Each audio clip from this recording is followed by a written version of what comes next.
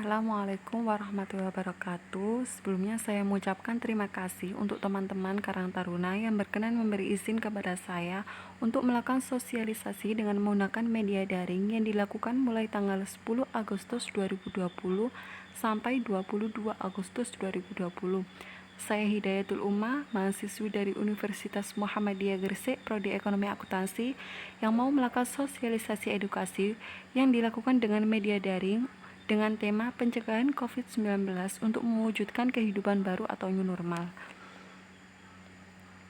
Di sini saya akan menyampaikan 3 poin untuk sosialisasi yang pertama ini. Poin yang pertama yaitu mengenal Wuhan, kota asal novel coronavirus 19. Wuhan merupakan sebuah kota yang lokasinya ada di Tiongkok Tengah dan merupakan ibu kota dari Provinsi Hubei yang terletak di persimpangan Sungai Yangtze dan Sungai Han, 965 km di hulu Cina. Wuhan menyimpan beragam potensi sebagai sebuah kota industri yang maju dan punya banyak sekali sejarah.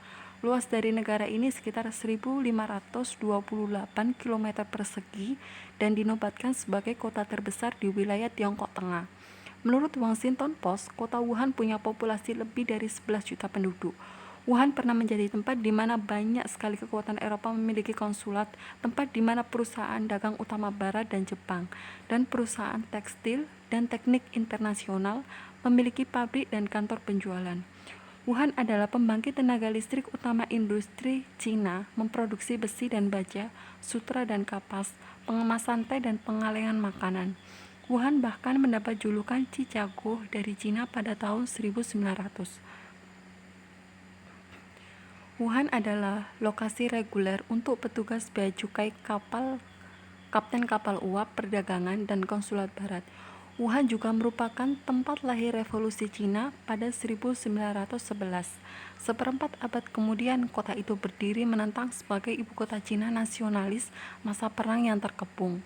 Mulai dari pertengahan abad ke-19 hingga pertengahan abad ke-20, Wuhan adalah kota yang secara teratur muncul dalam pers internasional sebagai pusat perdagangan untuk teh dan sutra di antara komoditas lainnya.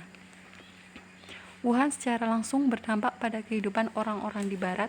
Wuhan memproduksi teh, telur bubuk, hingga sutra sebagai komoditas ekspor ke barat. Yang selanjutnya, untuk poin kedua, asal mula novel coronavirus. Sebelum virus corona ramai diketahui banyak orang, seorang dokter bernama Li Wenliang telah memberikan informasi soal kemunculan virus tersebut. Dia memberikan pesan yang mengejutkan di grup alumni sekolah kedokterannya melalui aplikasi pesan singkat yang populer di Cina, yaitu WeChat. 7 pasien dari pasar makanan laut lokal telah didiagnosis menderita penyakit SARS dan dikarantina di rumah sakitnya, tulisnya. Li menjelaskan, menurut sebuah tes yang dilihatnya, penyakit itu adalah virus corona yang ternyata satu keluarga dengan virus SARS atau sindrom pernafasan akut. Saya hanya ingin mengingatkan teman-teman sekelas universitas saya agar berhati-hati, kata Li. Li adalah seorang dokter berusia 34 tahun yang bekerja di Wuhan, kota yang menjadi pusat penyebaran virus corona di Cina. Li mengatakan kepada teman-temannya untuk mengingatkan orang-orang yang mereka cintai akan bahayanya virus ini. Jadi, orang yang pertama kali yang mengetahui, yang mendiagnosa bahwa adanya penyakit virus corona ini yaitu Dr. Li dari salah satu dokter yang ada di Wuhan. Badan Kesehatan Dunia atau WHO sebelumnya mengatakan bahwa kemungkinan hewan menjadi sumber utama dari virus ini. Namun beberapa penularan secara terbatas antara manusia bisa terjadi dengan kontak dekat. Dokter spesialis Erlina Burhan dari Pokja Infeksi Pengurusan Pusat atau yang biasa disebut PDPI juga mengatakan kasus pneumonia berat ini dimulai dari sebuah pasar ikan yang juga menjual unggas di Wuhan, Tiongkok. Poin ketiga yaitu pertama kali masuknya novel coronavirus ke Indonesia. Sebelumnya saya mau menjelaskan apa sih novel coronavirus itu. Novel coronavirus adalah virus penyebab penyakit saluran pernafasan. Virus ini ditularkan melalui perantara hewan dan manusia. Virus ini masih satu keluarga dengan virus penyebab SARS dan MERS. Virus ini tidak menular melalui udara, melainkan melalui kontak fisik. Penyebaran terbesar melalui droplet, yaitu percikan udara atau air ketika bersin dan batuk dari penderita, serta melalui kontak fisik langsung dengan penderita maupun kontak dengan benda yang telah disentuh oleh penderita. Sudah beberapa bulan kita berjuang untuk bertahan dari COVID ini, berjuang untuk tidak tertular, berjuang untuk tidak membuat yang lain sakit. Tentu kita sudah tidak asing lagi akan wabah ini.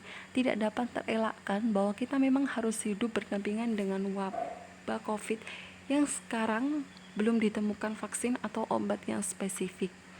Jika kita ulang kembali flashback ke belakang, kasus pertama kali di Indonesia ditemukan pada tanggal 2 Maret 2020, di mana diidap oleh 2 orang di daerah Depok, di mana setelah itu hanya berselang 3 bulan per akhir Juni, pasien yang dinyatakan positif sudah menginjak lebih dari 50.000 jiwa dan masih bisa meningkat tiap harinya. Dari jumlah tersebut, Jawa Timur menduduki posisi kedua tertinggi setelah DKI Jakarta, dan di Jatim Gresik menduduki urutan ketiga setelah Surabaya dan Sidoarjo. Sekian untuk sosialisasi pertama pada hari ini. Terima kasih untuk teman-teman yang sudah meluangkan waktu untuk mendengarkan atau membaca materi pada hari ini. Pesan yang ingin aku sampaikan, tetap menjaga jarak, jangan lupa gunakan masker, sering-sering cuci tangan. Tanpa kita sadari ataupun kita sadari, dengan mematuhi protokol kesehatan, kita memberi kehidupan bagi orang lain. Kenapa? Karena dengan itu kita akan tetap sehat, tidak tertular, dan kita tidak membuat yang lain sakit. Wassalamualaikum warahmatullahi wabarakatuh.